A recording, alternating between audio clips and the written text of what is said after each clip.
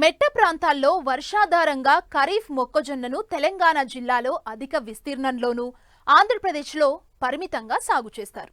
ప్రస్తుతం ఖరీఫ్ మొక్కజొన్నను విత్తేందుకు అనువైన సమయం. ఈ పంటలో అధిక దిగుబడులు పొందాలంటే సాగు ప్రారంభం నుండే మేలైన సమగ్ర యాజమాన్యం చేపట్టాలని రైతులకు సూచిస్తున్నారు రాజేంద్రనగర్లోని మొక్కజొన్న పరిశోధనా స్థాన సీనియర్ శాస్త్రవేత్త డాక్టర్ మల్లయ్య.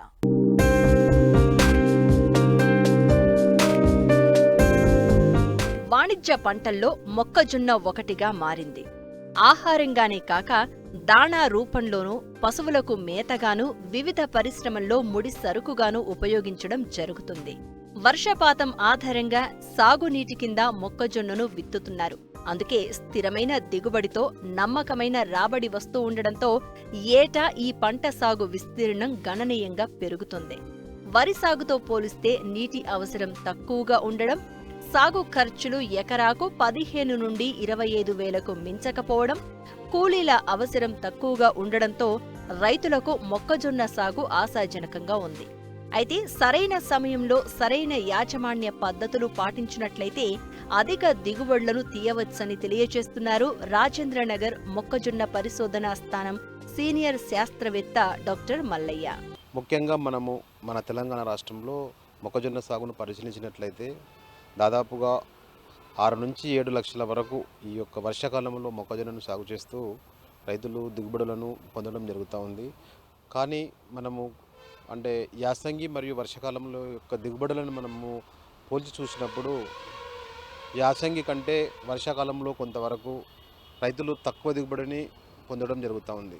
మొదటి నెల రోజులు అంటే దాదాపుగా నెల నుంచి 40 రోజుల వరకు అంటే తొలి దశలో మొక్కజొన్నకు నీరు గింట ఎక్కువ నిలిచినట్టయితే వర్షాలు ఎక్కువ పడడం వల్ల దిగుబడి చాలా వరకు తగ్గే అవకాశం ఉంటుంది.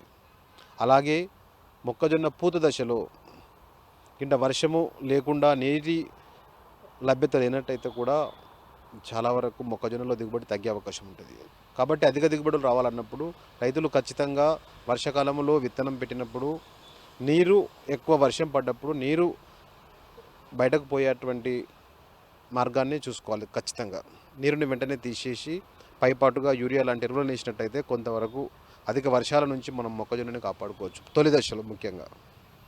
అలాగే చివరి దశలో కూడా ఎట్టి పరిస్థితుల్లో కూడా పూత దశలో ఈ నీటి ఎద్దడి రాకుండా చూసుకున్నట్టయితే మనము మంచి దిగుబడులు పొందవచ్చు.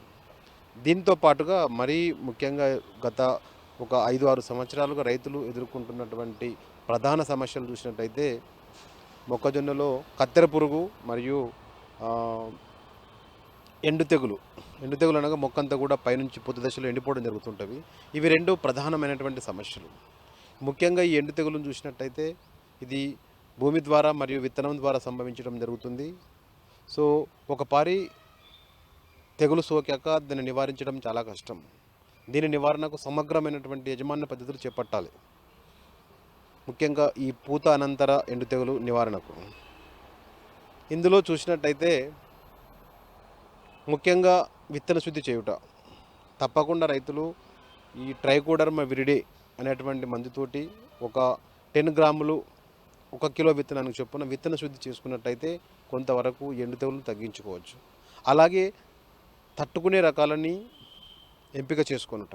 ముఖ్యంగా ప్రొఫెసర్ జయశంకర్ అగ్రికల్చర్ యూనివర్సిటీ నుంచి విడుదలైనటువంటి DHM 117, కరీంనగర్ మక్క 1, DHM 2206 లాంటి రకాలు ఈ ఎండు తెగులుకు తట్టుకునే శక్తిని కలిగి ఉన్నాయి. కాబట్టి ఈ తట్టుకునేటువంటి రకాలని ఎంపిక చేసుకొనుట.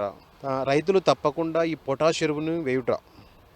ముఖ్యంగా ఒక ఎకరానికి ఒక బ్యాగు అనగా 50 కిలోల పొటాష్ ఎరువును అడుగు మందుగా 25 కిలోలు మరియు పూత దశలో ఒక 25 కిలోలు వేసినట్టయితే కొంతవరకు ఈ తెగులుని అదుపులో పెట్టుకోవచ్చు. అట్లాగే పూత దశలో ముఖ్యంగా నీటి ఎద్దడి రాకుండా చూసుకోవడం ద్వారా కూడా కొంతవరకు ఈ యొక్క తెగులుని మనము అదుపులో పెట్టుకోవచ్చు. ఇది ఒక ప్రధానమైన సమస్య తెలంగాణ ప్రాంతంలో. అట్లాగే ఈ మధ్య వచ్చినటువంటి కత్తెర పురుగు కూడా అధిక దిగుబడులకు రాకుండా నష్టాన్ని కలిగిస్తుంది. ముఖ్యంగా దీని నివారణకు చూసినట్టయితే రైతులు విత్తనము వీలైనంత వరకు సామూహికంగా విత్తనాలు వేసుకోవడం, అనగా ఒక ప్రాంతంలో ఉండే రైతులంతా కూడా ఒకేసారి విత్తనం పెట్టుకోవడము, తర్వాత విత్తన శుద్ధి చేసుకోవడం, అంతేకాకుండా సకాలంలో పొలంలో గ్రహించి సరి అయినటువంటి యాజమాన్య పద్ధతులను చేపట్టడం. రబీ కాలంతో పోలిస్తే ఖరీఫ్లో సమస్యలు కొంచెం ఎక్కువే. ముఖ్యంగా కత్తెర పురుగు, ఎండు తెగులు ఈ పంటకు ఆశించి తీవ్రంగా నష్టం చేస్తూ ఉంటాయి. వీటి నివారణకు ముందస్తు జాగ్రత్తలు తీసుకుంటే వానాకాలంలో కొంత దిగుబడి తగ్గినప్పటికీ ఇతర పంటలతో పోలిస్తే మొక్కజొన్నలో మంచి ఫలితాలను నమోదు చేయవచ్చు. దాదాపుగా ప్రతి రైతుకు కూడా ఈ కత్తెర పురుగు వచ్చిన తర్వాత అట్లీస్ట్ ఒక 2 నుంచి 3 స్ప్రేలు తప్పకుండా చేయాల్సి వస్తుంది. ముఖ్యంగా విత్తనం పెట్టిన ఒక 10 నుంచి 15 రోజుల తర్వాత రైతు పొలాన్ని బాగా గమనించి ఏమాత్రము ఒక 5% కంటే ఎక్కువ మొక్కలు పురుగు ఆశించినట్టు గమనించినట్టయితే వెంటనే రైతు అజాడిరక్తిన్ లాంటి మందు 1500 ppm మందుని ఒక 5 మిల్లీలీటర్లు లీటర్ నీటి చొప్పున కలిపి పిచికారి చేసుకోవాలి. తర్వాత నెక్స్ట్ ఒక 10 నుంచి 15 రోజుల తర్వాత మళ్ళీ ఒకసారి ఇమామెక్టిన్ బెంజేడ్ లాంటి మందు 0.4 గ్రాములు ఒక లీటర్ నీటికి చొప్పున, లేదా కొరాజిన్ లాంటి మందు క్లోరాంత్రనిలిప్రోల్ అంటారు, అది ఒక 0.4 ml ఫర్ లీటర్ చొప్పున పిచికారి చేసుకోవడం ద్వారా ఈ కత్తెర పురుగుని నివారించుకోవచ్చు. ఇక్కడ నేను చెప్పే ప్రత్యేకమైన విషయం ఏమిటంటే ప్రతి మందు కూడా పనిచేస్తుంది. రైతులు పిచికారి చేసే టైంలో మాత్రము ఆ పిచికారి చేసినటువంటి మందు ద్రావణము మొక్క యొక్క సుడులలోకి పోయేలాగా చూసుకున్నట్టయితే దీని నివారణ చాలా బాగుంటుంది.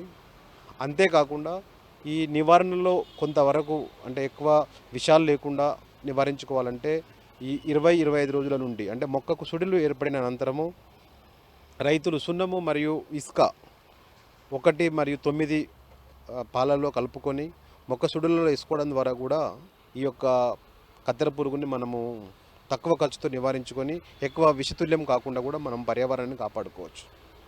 ఈ విధంగా కొన్ని జాగ్రత్తలు తీసుకున్నట్టయితే కొంత దిగుబడిని పెంచుకునే అవకాశం ఉంది.